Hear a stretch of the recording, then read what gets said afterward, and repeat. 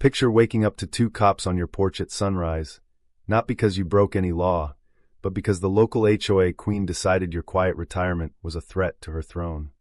She had no clue the man she was trying to evict with lies was a retired federal judge who'd spent 35 years sending far worse people than her to prison.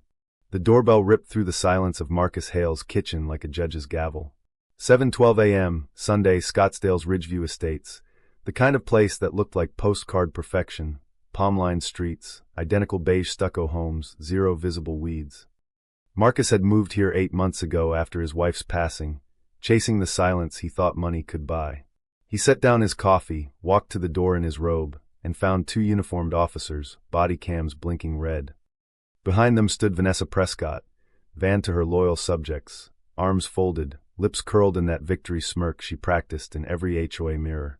President for 7 straight years. Queen of the clipboard. "Mr. Hale," the older officer started, "we received a complaint. Harassment and threats at last Thursday's HOA meeting. Ms. Prescott says you told her you'd make her regret crossing you. She fears for her safety." Marcus didn't blink. He'd stared down mob bosses from the bench. Silence was his oldest weapon. Van couldn't stand it. "He was aggressive," she burst out, stepping forward. "He said he'd handle me personally. I have witnesses. Arrest him, officers. This man is dangerous." The younger cop, his name tag read Ramirez, tilted his head. Recognition flickered across his face like a bad memory. 5 years earlier he'd testified in Marcus's courtroom on an excessive force case. Marcus had ruled against the department. Ramirez had actually thanked him afterward. Now the color drained from Ramirez's cheeks, so fast Marcus wondered if the man might faint right there on the welcome mat. Marcus reached into his robe pocket, slow and deliberate, like pulling a verdict from an envelope. "Interesting timeline. Last Thursday I was in Denver. Legal seminar at the Marriott. Here's my boarding pass, hotel confirmation, and a time-stamped photo with the keynote speaker at the exact hour Van claims I was threatening her life." He held the phone out. "Care to explain how I teleported 800 miles to scare her, officers? Or should we ask Ms. Prescott why she filed a police report without checking basic facts?" Van's mouth opened, closed, opened again. That's impossible. People saw you." "Which people?" Marcus asked, voice calm as courtroom air. "Name them. I'd love to hear their sworn statements." Ramirez shifted, already backing toward the cruiser. His partner muttered something about verifying and sorry for the inconvenience. They left Van standing alone on the walkway, her triumphant smile cracking like cheap stucco in the desert heat. That was just the opening act. For 8 months, Van had treated Marcus like a new toy to break. First violation, his front yard gravel was 2 shades too light for approved desert landscaping, $100 fine. Then his American flag was 2 inches too wide on Flag Day, $75. Then his mailbox planter was 3 inches over the approved height, $150. Each letter signed with her perfect cursive, in the interest of community standards. Marcus had answered politely at first, attaching photos, paint chips, even a ruler. Every reply earned a new fine and a warning letter that read like a sermon. He'd kept every one. After the cops left, he poured fresh coffee and opened the thick folder he'd been quietly building. He wasn't angry yet. He was calculating. By Tuesday, the neighborhood message board lit up. "Warning, dangerous resident at 1422 Sagebrush Lane. Reported to police for threats. Stay vigilant." Van's post.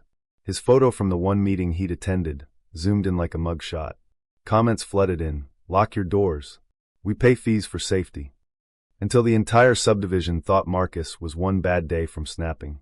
Someone keyed the word "leave" into his garage door that night. Bright red, dripping like blood in the security cam footage he saved without a word. Marcus didn't storm the clubhouse. He didn't call a lawyer screaming lawsuit. Instead, he sat at his kitchen table and read Arizona's Planned Communities Act the way other retirees read the sports page. He requested 5 years of financial records via certified mail, every invoice, every bank statement, every contract.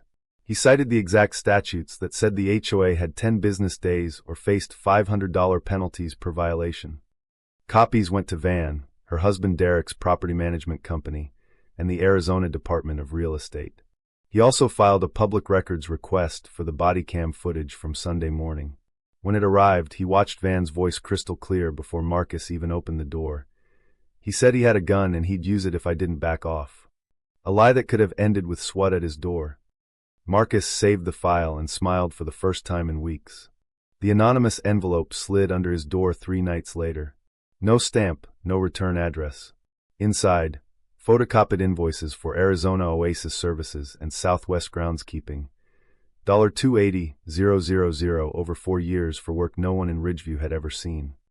Both companies traced back to shell addresses that led to a UPS store and an empty lot. Every check signed by Van. Every deposit landed in Derek Prescott's company account. Marcus didn't celebrate. He called a forensic accountant. He called an old reporter friend at the Arizona Republic.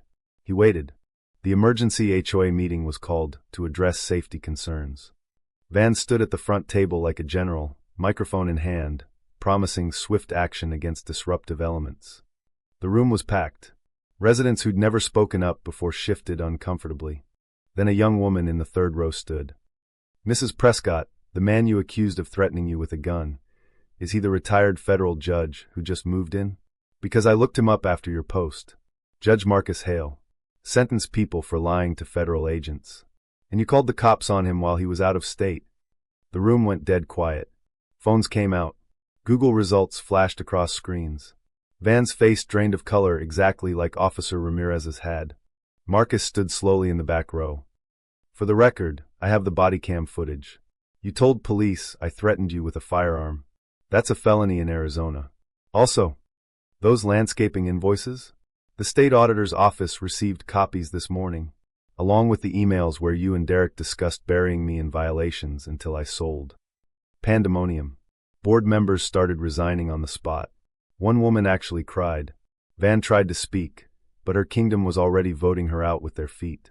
3 weeks later, the Arizona Republic ran the headline: Ridgeview HOA president accused of embezzlement, false police report against retired federal judge. Van was charged with filing a false report, felony because of the gun lie. Derek faced wire fraud counts. Their house went on the market the same day. At sentencing, Marcus stood at the podium with his victim impact statement. Van sat hunched, the same woman who once ruled with an iron clipboard now reduced to trembling hands. "Your Honor," Marcus said quietly, "what she did was cruel. She tried to destroy my peace, my reputation, my safety.